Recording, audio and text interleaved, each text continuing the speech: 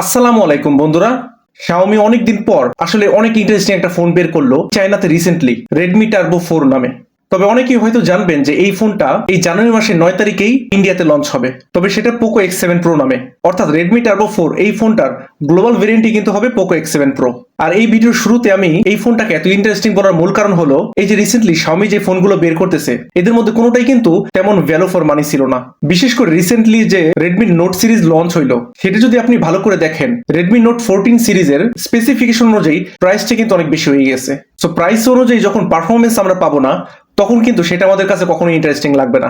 But Redmi Note series থেকে আমরা যেটা পাই নাই সেটা কিন্তু আমরা পাইতেছি এই Redmi Turbo 4 এই ফোনটাতে। চলুন এই ফোনটার আগে স্পেসিফিকেশন দেখে আসি, তারপরে এই ফোনটা কাদের নেওয়া উচিত হবে আর কাদের নেওয়া উচিত হবে না সেটা নিয়ে আলোচনা করব। শুরুতেই ডিজাইনের কথায় আসি।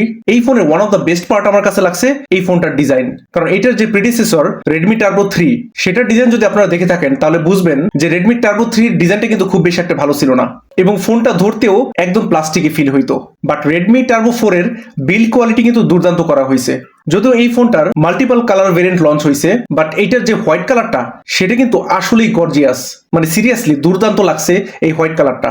আপনাদের কাছে কেমন লাগছে সেটা অবশ্যই কমেন্ট করে জানাবেন। তবে মজার বিষয় হলো এই ফোনটাতে কিন্তু IP68 এর রেটিং আছে, মানে একটা মিড রেঞ্জ ফোন সেই ফোনেও IP68 রেটিং। মানে এই ট্রেন্ডটা দেখে আমার খুবই ভালো লাগতেছে যে বর্তমানে প্রতিটা কোম্পানি IP রেটিং কে এত গুরুত্ব দিতেছে। তবে ডিসপ্লে সেকশন নিয়ে যদি আমরা কথা বলি তাহলে অ্যাজ ইউজুয়াল বর্তমানে প্রতিটা মিড রেঞ্জ ফোনে বা আপার মিড রেঞ্জ ফোনগুলোতে যে লেভেলের স্পেসিফিকেশন দেয় সেটাই দেওয়া হয়েছে এই ফোনে। অর্থাৎ 6.67 ইঞ্চের একটা অ্যামোলেড ডিসপ্লে যেটার রেজলিউশন হলো 1.5K এবং স্ক্রিন রিফ্রেশ রেট হলো 120 হার্টজ। তবে প্রসেসর সেকশনে একটা চমক আছে এই ফোনে, কারণ এই ফোনটাতে ইউজ করা হয়েছে মিডিয়াটেকের একদম brand new processor Dimensity 8400 Ultra। এটি কিন্তু 4nm বেস্ট একটা প্রসেসর আর এটার পারফরমেন্স অলমোস্ট ফ্ল্যাগশিপ লেভেলেরই বলা যায়। স্ন্যাপড্রাগনের প্রসেসরের সাথে যদি আমরা তুলনা করি তাহলে এই প্রসেসরটাকে আমরা স্ন্যাপড্রাগন 8 Gen 2 এর সাথে তুলনা করতে পারি। আর এই ফোনটাতে পাবেন Android 15 এবং HyperOS 2 out of the box. এখন এই ফোনটা র্যাম আর রোম ভেরিয়েন্টের কথা যদি বলি এই ফোনটা কিন্তু 12256 জিবি থেকে স্টার্ট হয়েছে, অর্থাৎ লোয়ার ভেরিয়েন্টেই 12 জিবি র্যাম পাইতেছেন এবং এই র্যামটা হলো LPDDR5X এবং এখানে যে ইন্টারনাল স্টোরেজ ইউজ করা হয়েছে সেটা হলো UFS 4.0। সো বুঝতেই পারতেছেন এই ফোনটার রিড রাইট স্পিড হলো দুর্দান্ত লেভেলের। এখন ক্যামেরা নিয়ে যদি আমরা একটু আলোচনা করি তাহলে বলবো এখানে যে 50 মেগাপিক্সেলের ক্যামেরা ইউজ করা হয়েছে এটিতে কিন্তু ক্যামেরা সেন্সর হিসেবে ইউজ করা হয়েছে Sony LYT600 সেন্সর, যেটা কিন্তু গত বছরের অনেক জনপ্রিয় একটা সেন্সর। এবং মজার বিষয় হলো Redmi Turbo 3 সেই ফোনটাতেও কিন্তু এই একই ক্যামেরা সেন্সর ইউজ করা হয়েছিল। তবে Redmi Turbo 3 তে যেহেতু 8s Gen 3 ইউজ করা হয়েছিল প্রসেসর হিসেবে আর এটাতে ব্যবহার করা হয়েছে Dimensity 8400 Ultra প্রসেসর, সো এই দুইটা ফোনের ISP কিন্তু একরকম হবে না, অর্থাৎ ক্যামেরার সফটওয়্যার প্রসেসিং কিন্তু দুইটা ফোনেই ডিফারেন্ট হবে। তবে Redmi Turbo 3 আর Redmi Turbo 4 এর মধ্যে কোনটার ক্যামেরা বেটার হবে এটা তো আসলে পাশাপাশি ক্যামেরা কম্পারিজন করলেই বোঝা যাবে। তবে একটা জিনিস দেখে খুবই ভালো লাগলো যে এটাতে অ্যাপারচার হিসেবে ইউজ করা হয়েছে f1.5 আর অ্যাপারচার যত কম হবে তত কিন্তু লো লাইটে আরো বেটার ছবি পাওয়া যায়। তো অন্তত আশা করতেছি লো লাইটে এই Redmi Turbo 4 এর ক্যামেরাটা Redmi Turbo 3 তুলনায় অন্তত বেটার হবে। আর সেই সাথে এখানে যে 8 মেগাপিক্সেলের আলট্রা ওয়াইড সেন্সর ইউজ করা হয়েছে সেটাও কিন্তু এই Redmi Turbo 3 এর মতনই, সো এখানে আহামরি কোনো চেঞ্জ নাই। এবং সেলফি ক্যামেরাও ওই 20 মেগাপিক্সেল ইউজ করা হয়েছে Redmi Turbo 3 এর মতো।